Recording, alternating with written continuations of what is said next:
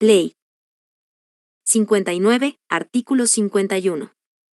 Los reglamentos y decretos de la Presidenta o Presidente de la República deberán firmarse por la ministra o el ministro de Estado respectivo y no serán obedecidos sin este esencial requisito. Los decretos e instrucciones podrán expedirse con la sola firma de la ministra o ministro de Estado respectivo, por orden de la Presidenta o Presidente de la República, en conformidad con las normas que establezca la ley. 60. Artículo 52. Las ministras y ministros de Estado son responsables directamente de la conducción de sus carteras respectivas, de los actos que firmen y solidariamente de los que suscriban o acuerden con otras y otros ministros.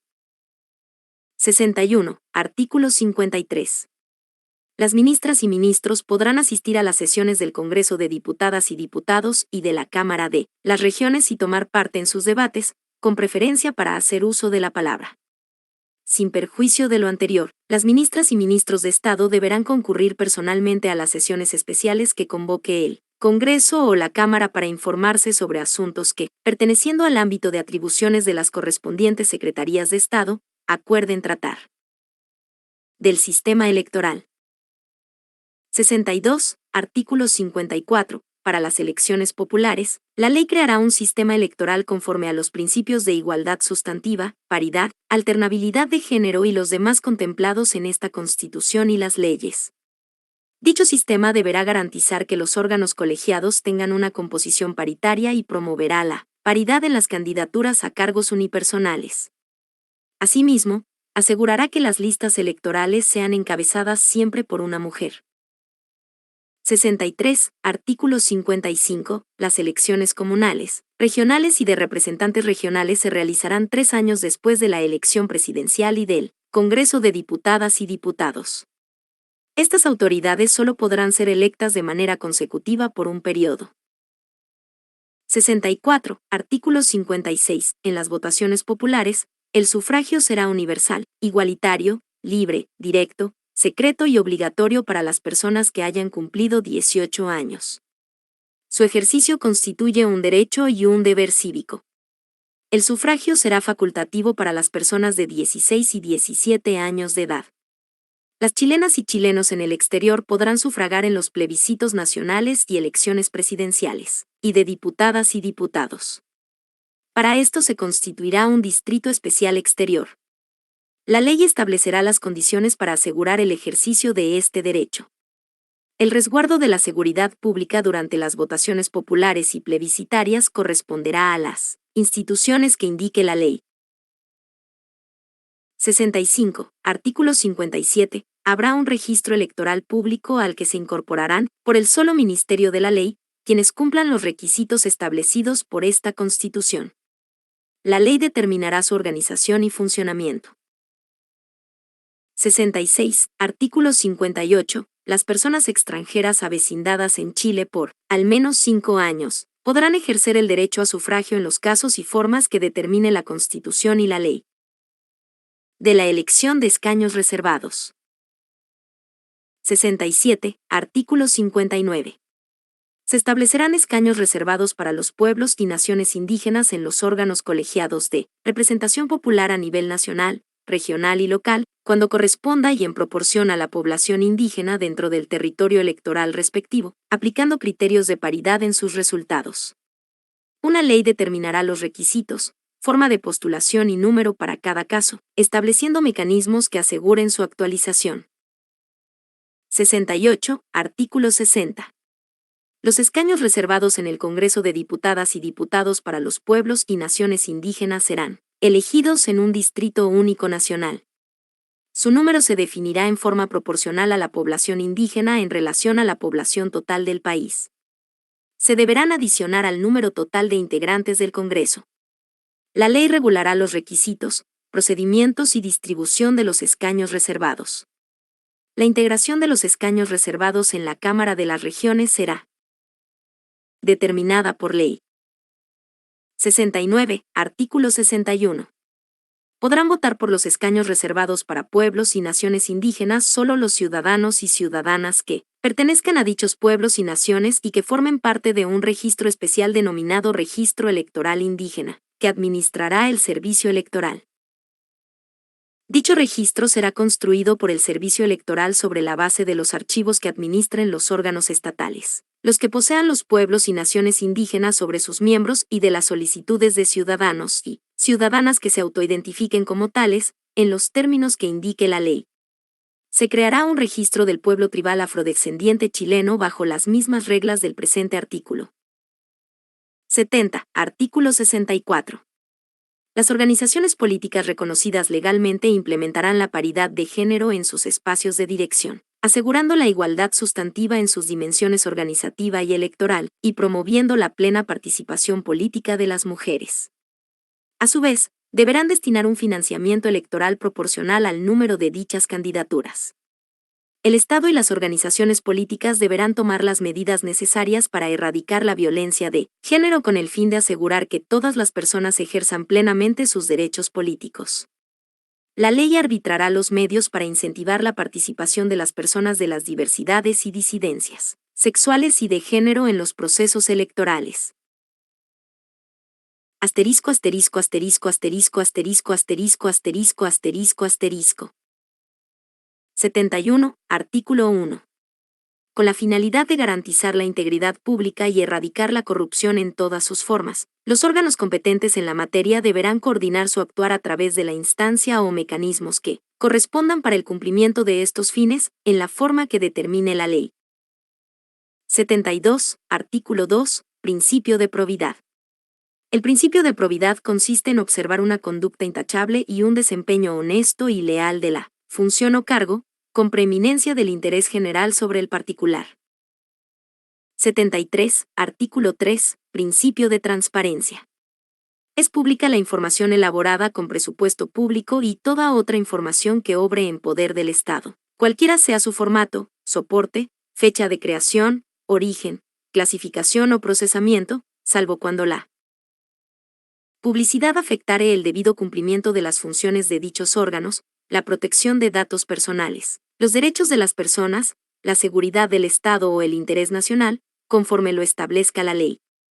El principio de transparencia exige a los órganos del Estado que la información pública sea puesta a disposición de toda persona que la requiera, independiente del uso que se le dé, facilitando su acceso y procurando su oportuna entrega y accesibilidad. Toda institución que desarrolle una función pública, o que administre recursos públicos, deberá dar estricto cumplimiento al principio de transparencia. 74. Artículo 4. Principio de rendición de cuentas. Los órganos del Estado y quienes ejerzan una función pública deberán rendir cuenta en la forma y condiciones que establezca la ley. El principio de rendición de cuentas implica el deber de asumir la responsabilidad en el ejercicio de su cargo. El Estado promoverá la participación activa de las personas y la sociedad civil en la fiscalización del cumplimiento de este principio. 75. Artículo 5. Inciso primero. Derecho de acceso a la información pública. Todas las personas tendrán el derecho a buscar, solicitar, recibir y difundir información pública de cualquier órgano del Estado o de entidades que presten servicios de utilidad pública, en la forma y condiciones que establezca la ley. El derecho de acceso a la información pública reconoce los principios establecidos en esta Constitución y las leyes. 76. Artículo 6. Consejo para la Transparencia. El Consejo para la Transparencia es un órgano autónomo, especializado e imparcial con personalidad jurídica y patrimonio propio, que tiene por función promover la transparencia de la función pública, fiscalizar el cumplimiento de las normas sobre transparencia y publicidad de la información de los órganos del Estado y garantizar el derecho de acceso a la información pública. La composición, organización, el funcionamiento y las atribuciones del Consejo para la Transparencia serán materias de ley. 77. Artículo 7. Sobre la corrupción. La corrupción es contraria al bien común y atenta contra el sistema democrático. El Estado tomará las medidas necesarias para su estudio, prevención, investigación, persecución y sanción. 78. Artículo 8. El Estado asegura a todas las personas la debida protección, confidencialidad e indemnidad al denunciar infracciones en el ejercicio de la función pública, especialmente faltas a la probidad, transparencia y hechos de corrupción. 79. Artículo 9. El ejercicio de funciones públicas se regirá por los principios de probidad, eficiencia, eficacia, responsabilidad, transparencia, publicidad, rendición de cuentas, buena fe, interculturalidad, enfoque de género, inclusión, no discriminación y sustentabilidad. Las autoridades electas popularmente, y las demás autoridades y funcionarios que determine la ley, deberán declarar sus intereses y patrimonio en forma pública. 80. Artículo 10. Respecto de las altas autoridades del Estado, la ley establecerá mayores exigencias y estándares de responsabilidad para el cumplimiento de los principios de probidad, transparencia y rendición de cuentas. 81. Artículo 11. Una comisión fijará las remuneraciones de las autoridades de elección popular, así como de quienes sirvan de confianza exclusiva de ellas. Las remuneraciones serán fijadas cada 4 años, con al menos 18 meses de anterioridad al término de un periodo presidencial. Los acuerdos de la comisión serán públicos. Se fundarán en antecedentes técnicos y deberán garantizar una retribución adecuada a la responsabilidad del cargo. Una ley establecerá la integración, funcionamiento y atribuciones de esta comisión. 82. Artículo 12. Los colegios profesionales son corporaciones de derecho público, nacionales y autónomas, que colaboran con los propósitos y las responsabilidades del Estado. Sus labores consisten en velar por el ejercicio ético de sus miembros, promover la credibilidad de la disciplina que profesan sus afiliados, representar oficialmente a la profesión ante el Estado y las demás que establezca la ley. 83. Artículo 13. No podrán optar a cargos públicos ni de elección popular las personas condenadas por crímenes de lesa humanidad, delitos sexuales y de violencia intrafamiliar, aquellos vinculados a corrupción como fraude al fisco, lavado de activos, soborno, cohecho, malversación de caudales públicos y los demás que así establezca la ley. Los términos y plazos de estas inhabilidades se determinarán por ley. 84. Artículo 14. Monopolio estatal de la fuerza. El Estado tiene el monopolio indelegable del uso legítimo de la fuerza, la que ejerce a través de las instituciones competentes, conforme a esta Constitución, las leyes y con pleno respeto a los derechos humanos. La ley regulará el uso de la fuerza y el armamento que pueda ser utilizado en el ejercicio de las funciones de las instituciones autorizadas por esta Constitución. Ninguna persona, grupo u organización podrá poseer, tener o portar armas u otros elementos similares, salvo en los casos que señale la ley, la que fijará los requisitos, autorizaciones y controles del uso, porte y tenencia de armas. 85. Artículo 15. Jefatura Suprema de las Fuerzas Armadas y Política de Defensa Nacional. A la o el Presidente de la República le corresponde la conducción de la defensa nacional y es el jefe supremo de las Fuerzas Armadas. Ejercerá el mando a través del Ministerio a cargo de la Defensa Nacional. La disposición, organización y criterios de distribución de las Fuerzas Armadas se establecerán en la política de defensa nacional y la política militar. La ley regulará la vigencia, alcances y mecanismos de elaboración y aprobación de dichas políticas, las que deberán comprender los principios de cooperación internacional, de igualdad de género y de interculturalidad, y el pleno respeto al derecho internacional y los derechos fundamentales. 86. Artículo 16. Fuerzas Armadas. Las Fuerzas Armadas están integradas única y exclusivamente por el Ejército, la Armada y la Fuerza Aérea. Dependen del Ministerio a cargo de la Defensa Nacional y son instituciones destinadas para el resguardo de la soberanía, independencia e integridad territorial de la República, ante agresiones de carácter externo, según lo establecido en la Carta de Naciones Unidas. Colaboran con la paz y seguridad internacional, conforme a la política de defensa nacional. Las Fuerzas Armadas deberán incorporar la perspectiva de género en el desempeño de sus funciones, promover la paridad en espacios de toma de decisión y actuar con pleno respeto al derecho internacional y los derechos fundamentales garantizados en esta Constitución. Son instituciones profesionales, jerarquizadas, disciplinadas y por esencia obedientes y no deliberantes. Las instituciones militares y sus miembros estarán sujetos a controles en materia de probidad y transparencia. Sus integrantes no podrán pertenecer a partidos políticos, asociarse en organizaciones políticas, gremiales o sindicales, ejercer el derecho a huelga, ni postularse a cargos de elección popular. El ingreso y la formación en las Fuerzas Armadas será gratuito y no discriminatorio, en el modo que establezca la ley. La educación militar se funda en el respeto irrestricto a los derechos humanos. La ley regulará la organización de la defensa, su institucionalidad, su estructura y empleo conjunto, sus jefaturas, mando y la carrera militar. 87. Artículo 17. El Congreso supervisará periódicamente la ejecución del presupuesto asignado a defensa, así como la implementación de la política de defensa nacional y la política militar. 88. Artículo 18. Conducción de la seguridad pública y política nacional de seguridad pública. A la Presidenta o Presidente de la República le corresponde la conducción de la seguridad pública a través del Ministerio correspondiente. La disposición, organización y criterios de distribución de las policías se establecerá en la Política Nacional de Seguridad Pública. La ley regulará la vigencia, alcances y mecanismos de elaboración y aprobación de dicha política, la que deberá comprender la perspectiva de género y de interculturalidad, y el pleno respeto al derecho internacional y los derechos fundamentales. 89. Artículo 19. Policías. Las policías dependen del Ministerio a cargo de la Seguridad Pública y son instituciones policiales, no militares, de carácter centralizado, con competencia en todo el territorio de Chile, y están destinadas para garantizar la seguridad pública, dar eficacia al derecho y resguardar los derechos fundamentales, en el marco de sus competencias. Las policías deberán incorporar la perspectiva de género en el desempeño de sus funciones y promover la paridad en espacios de toma de decisión. Deberán actuar respetando los principios de necesidad y proporcionalidad en el uso de la fuerza, con pleno respeto al derecho internacional y los derechos fundamentales garantizados en esta Constitución. Son instituciones profesionales, jerarquizadas, disciplinadas, obedientes y no deliberantes. Las policías y sus miembros estarán sujetos a controles en materia de probidad y transparencia en la forma y condiciones que determine la Constitución y la ley. Sus integrantes no podrán pertenecer a partidos políticos, asociarse en organizaciones políticas, gremiales o sindicales, ejercer el derecho a huelga, ni postularse a cargos de elección popular.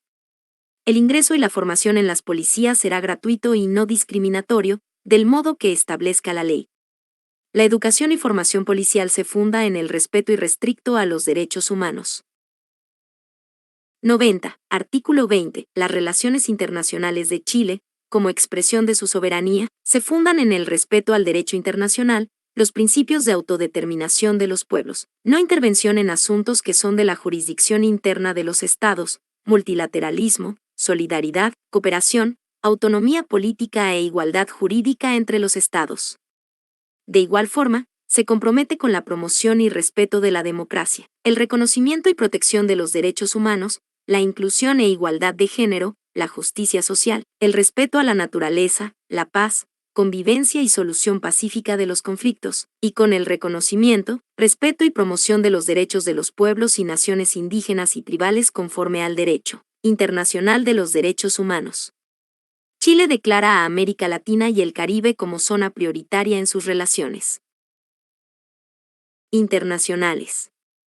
Se compromete con el mantenimiento de la región como una zona de paz y libre de violencia, impulsa la integración regional, política, social, cultural, económica y productiva entre los estados, y facilita el contacto y la cooperación transfronteriza entre pueblos indígenas. 91. Artículo 21. Corresponde a la Presidenta o Presidente de la República la atribución de negociar, concluir, firmar y ratificar los tratados internacionales. En aquellos casos en que los tratados internacionales se refieran a materias de ley, ellos deberán ser aprobados por el Poder Legislativo. No requerirán esta aprobación los celebrados en cumplimiento de una ley.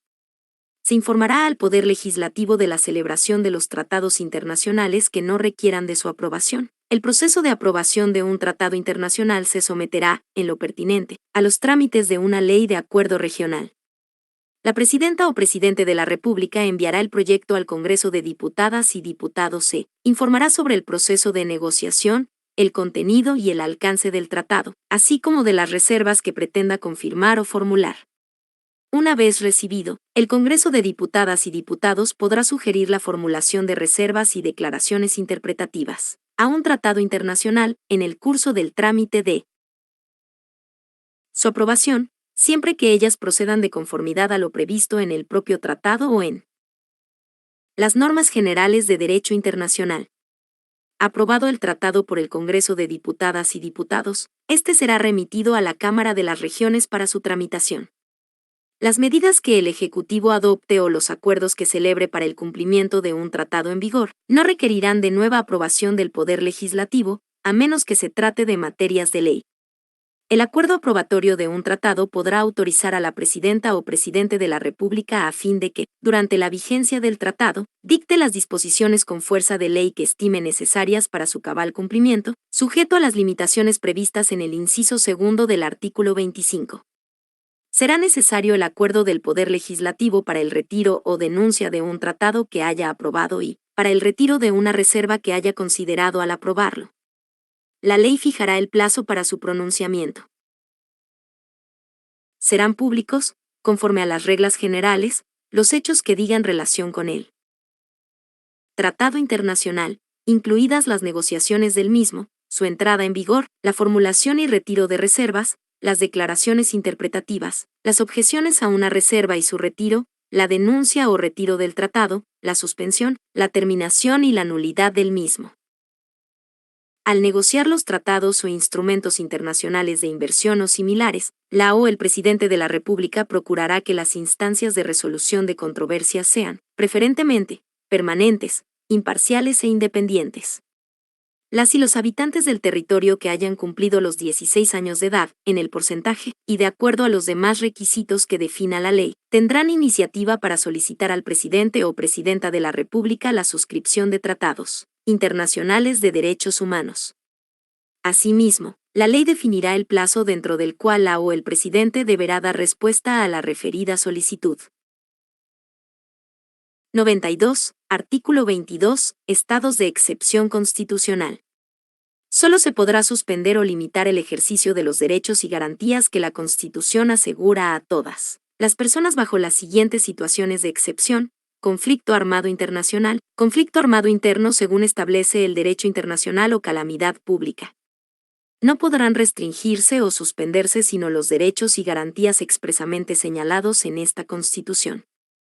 La declaración y renovación de los estados de excepción constitucional respetará los principios de proporcionalidad y necesidad, y se limitarán, tanto respecto de su duración, extensión y medios empleados, a lo que sea estrictamente necesario para la más pronta restauración de la normalidad constitucional.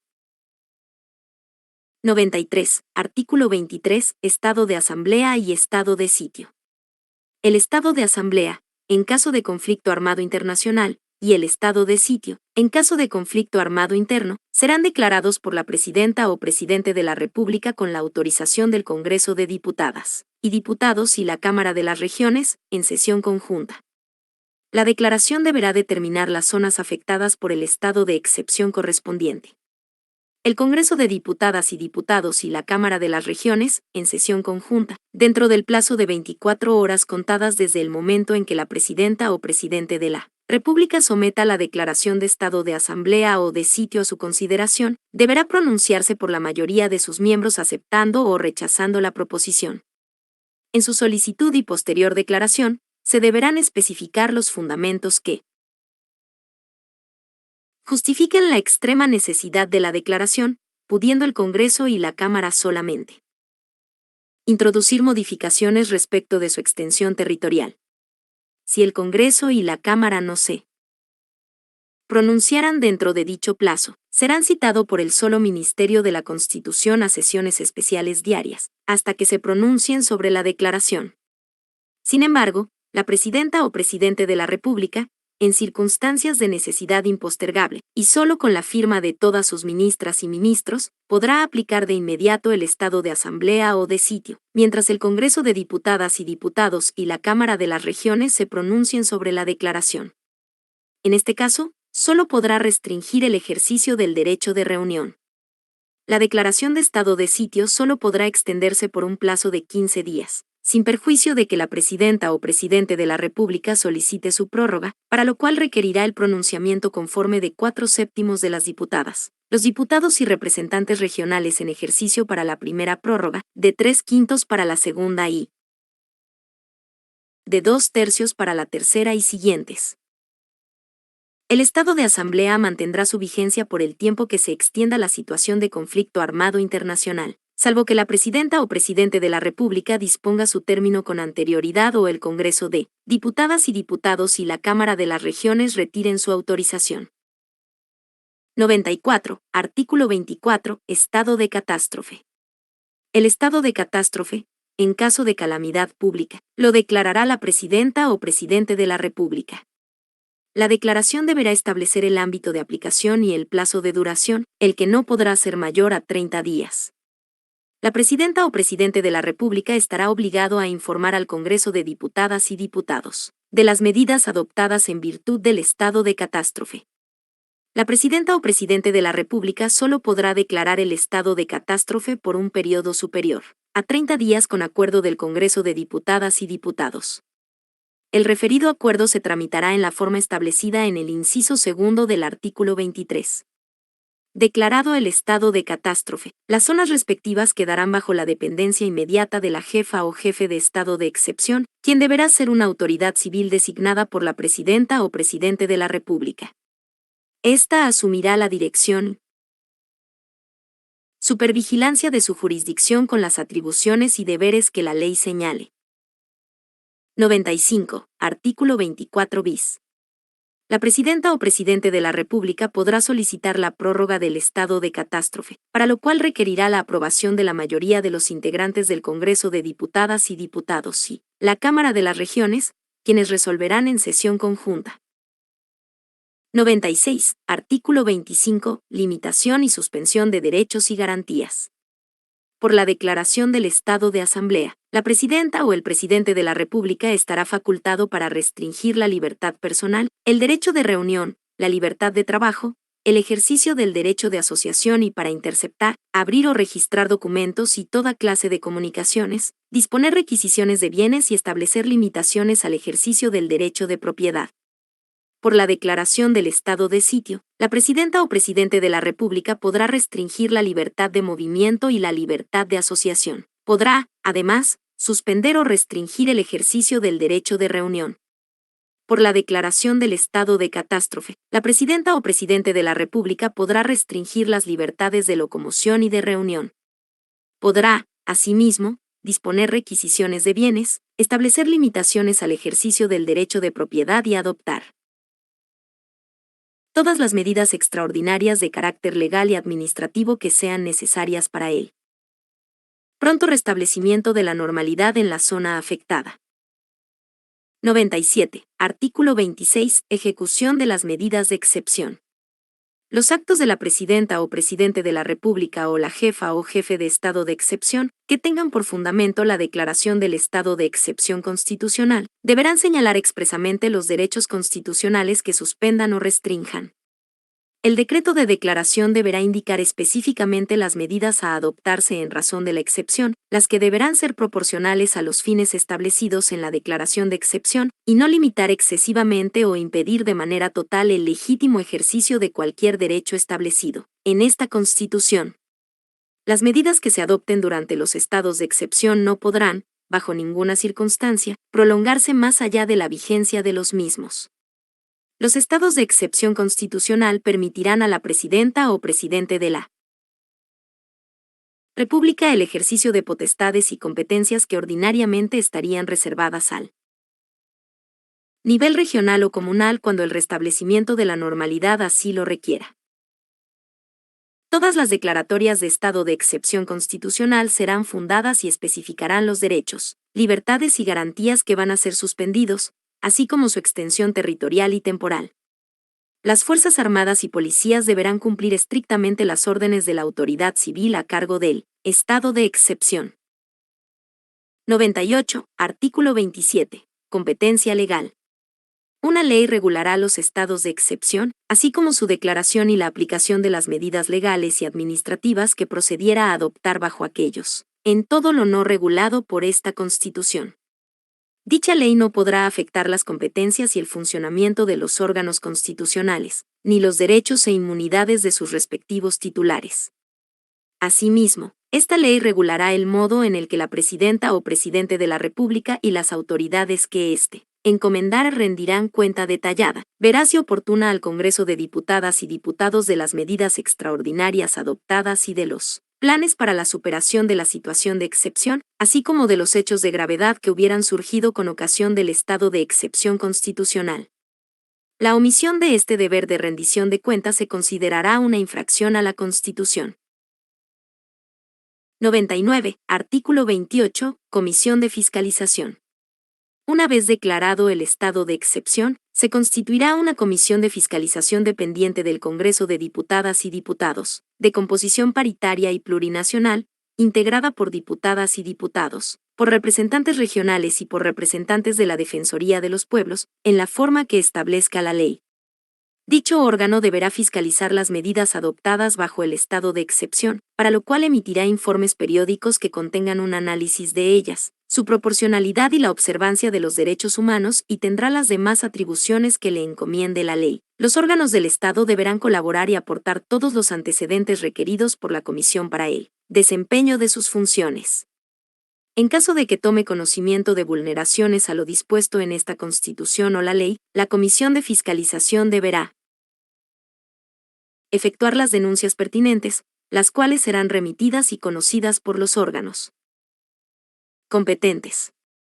La ley regulará la integración y funcionamiento de la Comisión de Fiscalización. 100. Artículo 29. Control jurisdiccional. Las medidas adoptadas en ejercicio de las facultades conferidas en los estados de excepción constitucional podrán ser objeto de revisión por los tribunales de justicia tanto en su mérito como en su forma. Las requisiciones que se practiquen darán lugar a indemnizaciones en conformidad a la ley.